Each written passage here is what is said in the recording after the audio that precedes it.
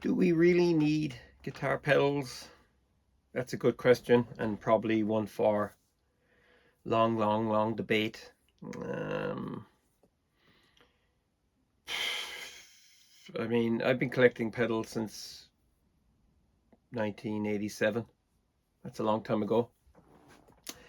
And now I've got a lot. But do I use them all? No.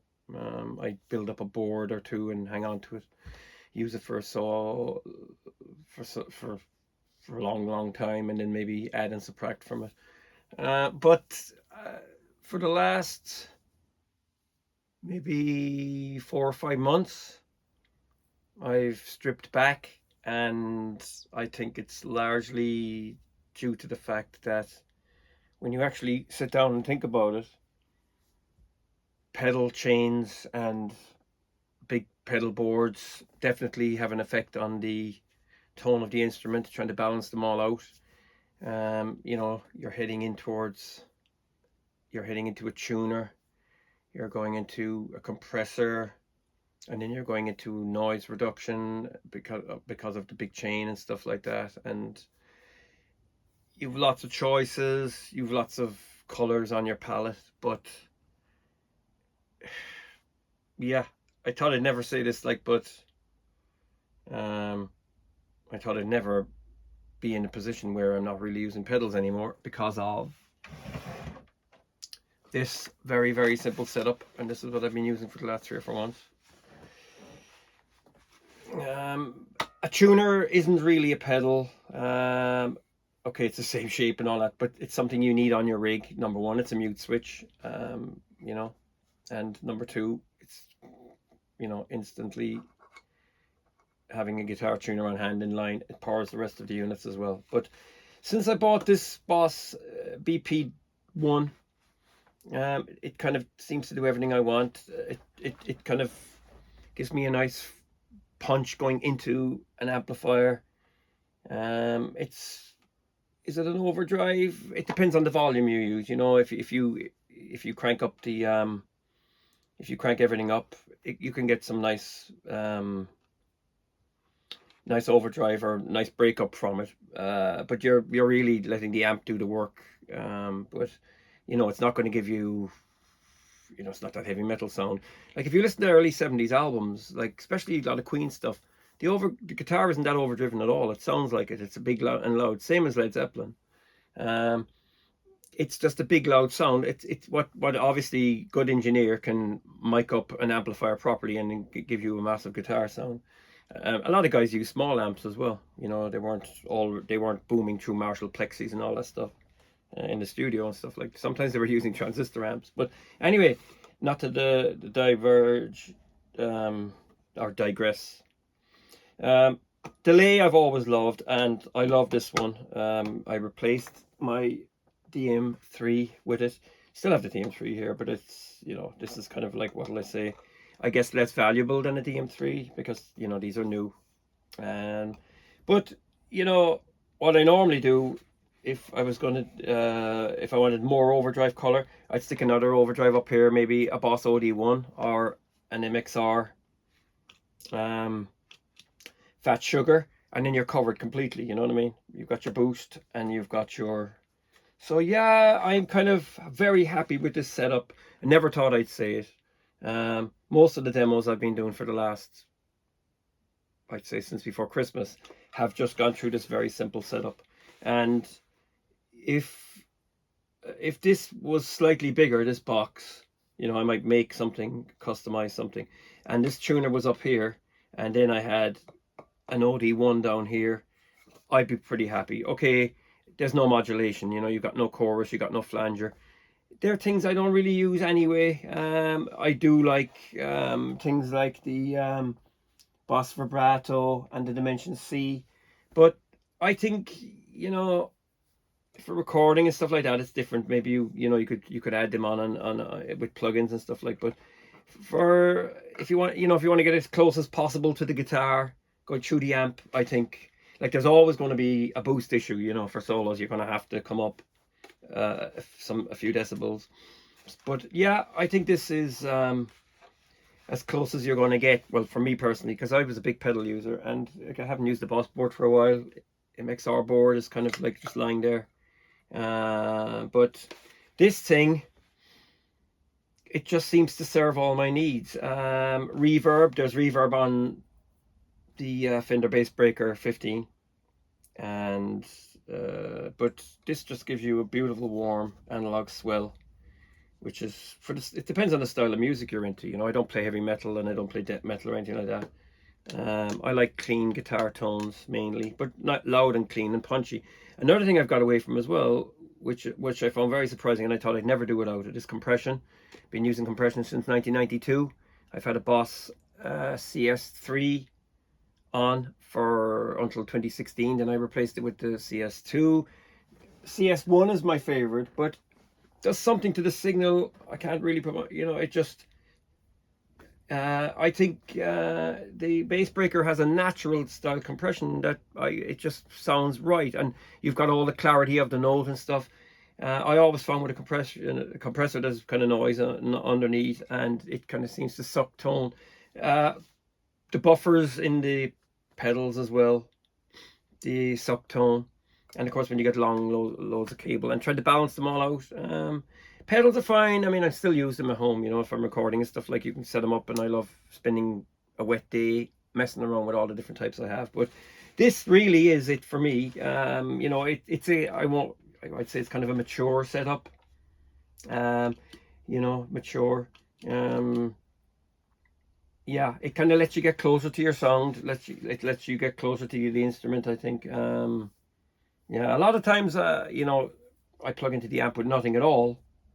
You know, just and it really you can really hear what the guitar is really all about. But you know, the more stuff you use, you know, I thought I'd never be saying this, the further away you're getting from the real tone. And the tone is in your hands, and it's in your, you know, it's how you play, and it's the pickups and all that kind of stuff. So you know, you really need it as pure as possible. And like I said, a tuner isn't really a pedal, so it's actually, I'm back down to a 2-pedal setup, and like I said, I can join another overdrive onto this rig, so I'm very happy with this. For demos and stuff like that, I add this to it. You know, the RC5, which I find is fantastic. So if you want to go demoing stuff like that, you've this on the outside into the amp, and bang bang, you put your bass through it as well, just for the bass lines and stuff. So this is all you really need. Well, it's all I'm using at the moment for the last 5, maybe nearly just before Christmas when I got this. I just stuck it on this just to test it, and that was it for me. It was enough for me to convince me that that's all I needed. And I guess each to their own, but yeah, there's something about the actual sound of the instrument, you know, getting as close to it as possible. There is something about that. And it lets you hear the whole thing. Because sometimes with a load of pedals, I find you could plug in 3 or 4 different guitars, but yet they all sound the same. You know. Anyway, I'm just gonna pop it on there for a quick demo, and we'll just see what happens. You can just have a listen. Okay, ideally this is the way I would like the setup. The tuner is over here on the right, and there's the booster, and then the OD1, and the delay is here.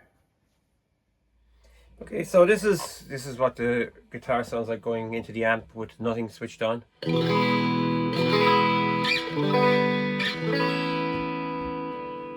Some delay.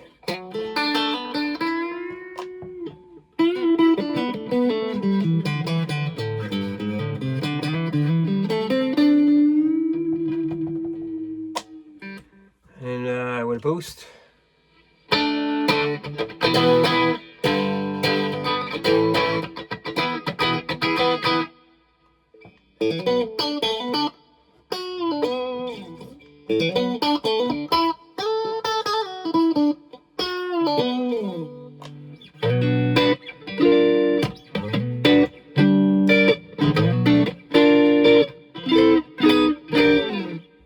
Okay, and then a little bit of delay again.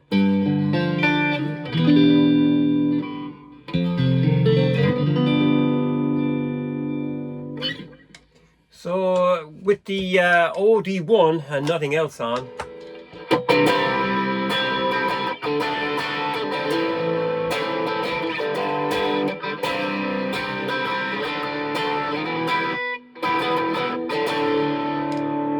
boost.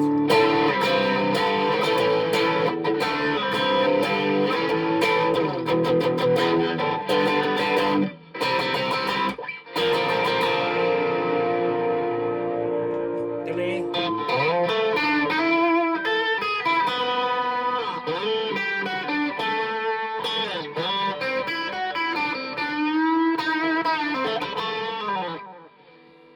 So it's quite a, and then you can boost it again with more, with a bit more.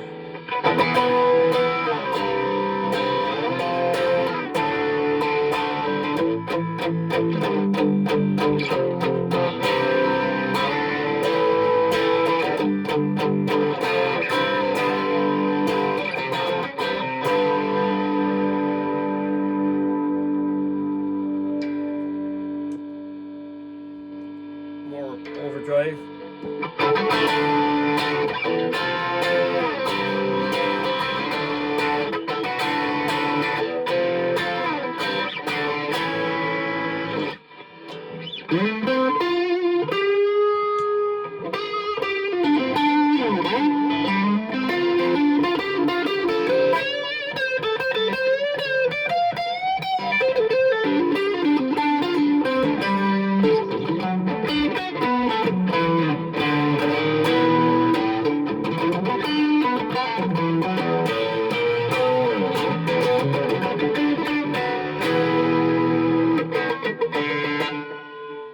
Clean it up, just a bit of, just the booster clean.